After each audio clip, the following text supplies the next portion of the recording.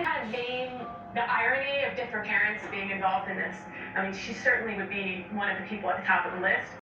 The irony is on full display in this TV show she did. When your friends tell you to lie on your resume, 100% do not do it. But lie about ACT scores? Guess that might be a gray area.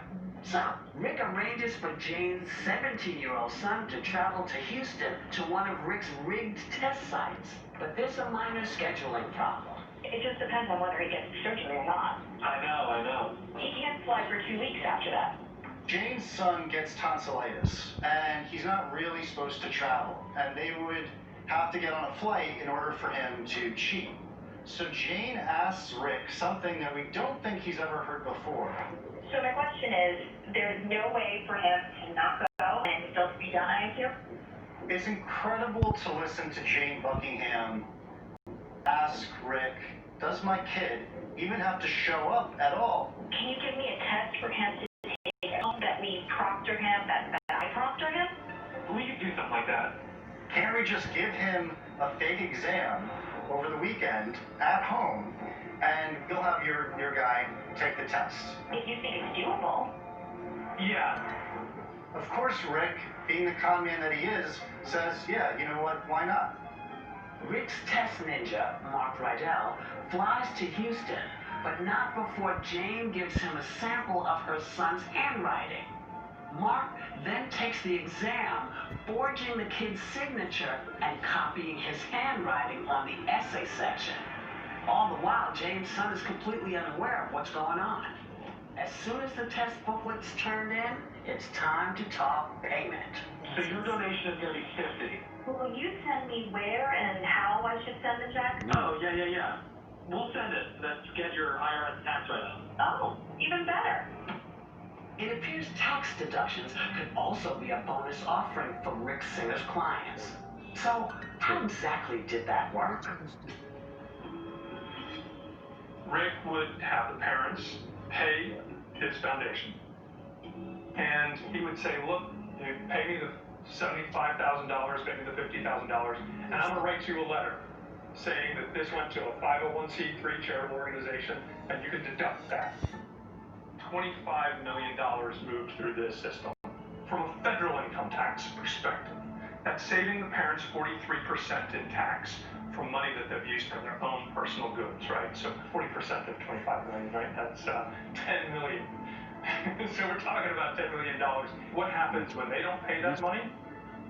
You and I do.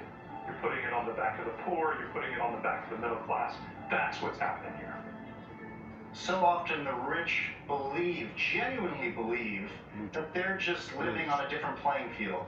And if they want to bribe their way into school and get a write-off for it at the same time, that's what they'll do.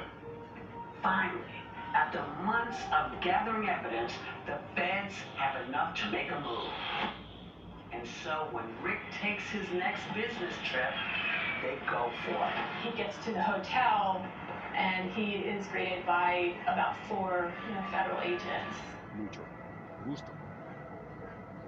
They confront him and say, we know everything you've been doing. He got the opportunity to call his lawyer, and then they started having discussions with the prosecutors about possible cooperation agreements. If Rick signs a cooperation agreement with the FBI, he'll have to spill the beans about all the people who have participated in his college admissions scam. Singer would have to sing. The FBI couldn't have gotten luckier in finding Rick, because as a con artist, your number one priority is saving yourself. So in a flash, Rick Singer goes from con artist to confidential informant. I think he decided that if he was going to be a government witness, he was going to be the best one ever.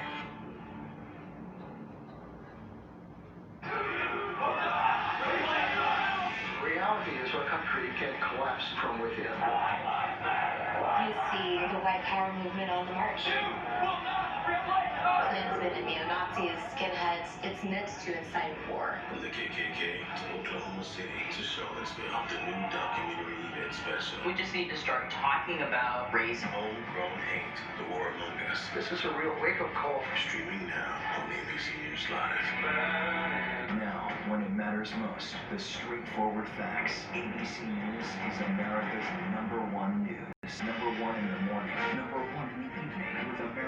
most watched newscast. #1 in late night versus the competition. #1 in politics and most watched on this historic election night versus the competition. The #1 daytime talk show and #1 in streaming news. Most trusted and most watched. ABC News is America's #1 news. What's the most innovative daily news podcast out there to listen to every day? Well, the Edward R. Murrow Awards say it's Start Here, the daily news podcast from ABC News. Even the New York Times calls us a top news podcast worth listening to. So if you like getting behind the biggest news stories of the day, insight all the details, the backstory, and what will happen next, then listen to Start Here, the daily news podcast from ABC News. It's like no other news podcast out there. Even the critics agree. Listen free on Apple Podcasts. Yes, mornings may look different these days, but where you start your day, where you spend your mornings, where you get connected to everything that's happening. And face it, there's a whole lot happening in our world these days. Where you get all the breaking new information of the day to help you navigate through these times. That's why we're here. Good morning, sunshine. And making sure you start your day off with a smile and some sunshine. Good morning, America. Good morning, America. Good morning, America. Oh, how I love saying that. Wake me up.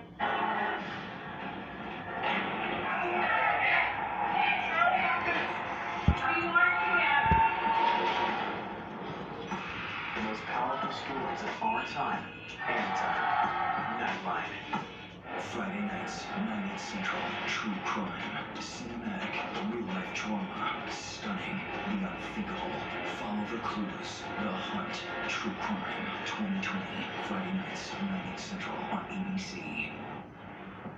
So, in September of 2018, college consultant Rick Singer is busted for his elaborate con. Now he's agreed to flip on his clients and become a government informant. Initially, he's a reluctant witness, but when he gets on board in a really big way. The FBI wants to catch Rick's criminal clients in the act. So they ask him to call them up and pretend like it's just business as usual. So in working with the FBI, Rick's goal was to get all of his clients to incriminate themselves. And he has to do this as naturally as possible. When Rick calls Felicity Huffman, she's worried that using his scheme to fake her daughter's SAT scores might raise too many red flags. I just didn't know if it'd be odd for the tutor would go, oh, she did this in March 9th, but she did so much better in May. I don't know if that'd be like, if the tutor would be like, wow. The tutor is just doing her job, so I don't think she gets well engaged in that kind of role. Okay. So I wouldn't worry about that. I think for the average person, this would be a tough conversation. But to Rick, this came easily. I don't think these people even thought about jail time while they were doing this, because he made it seem like a walk in the park. He may have made it sound easy, but Felicity still isn't sold. She was really torn. It wasn't a clear, yes, I'm going to do it for her. Kind of lived through this drama of will she, won't she throughout fall of 2018 into early 2019 when they finally say, you know what, no, we're not going to do it. But it's too little too late, because Felicity's already admitted that she cheated for her older daughter's SAT scores. And that's enough for the FBI to make a case. Gordon Kaplan isn't so torn. Without his daughter's knowledge, he decides to go through with the scheme, like Jane Buckingham had done. So Kaplan, Huffman, and Buckingham are slam dunks. But Rick still has hundreds of other clients, most of them past clients. The feds want them too. You have this guy who is saying, you know, I've worked with all these parents, we've cheated on all these tests and with all these schools, but they really just have Rick's word. The feds need more, which means Rick is going to need a ploy to get these former clients talking. And the FBI comes up with a brilliant idea. They just started an audit on my foundation. Yeah, they've been asking about both past and present payments, so. Rick starts calling the parents, telling them that the IRS is auditing his nonprofit. That's right. The same phony nonprofit that Rick used to fund the money from all his clients. It's a good ruse because people are scared of the IRS and taxes, and it causes people to want to get their story straight. Now, why that's so clever is that he starts re-explaining to them what they had done together. So Rick calls Lori Loughlin to chat about her $500,000 donation. And And you know, just get her to implicate herself in a massive fraud. The IRS audits large foundations, and we have so much money in our foundation, and we give away so much money. They want to, they're always worried about things going on in foundations. I see. They happen to call you, is that nothing has been said about the girls. Your donations, helping the girls get into USC to do, even though they didn't do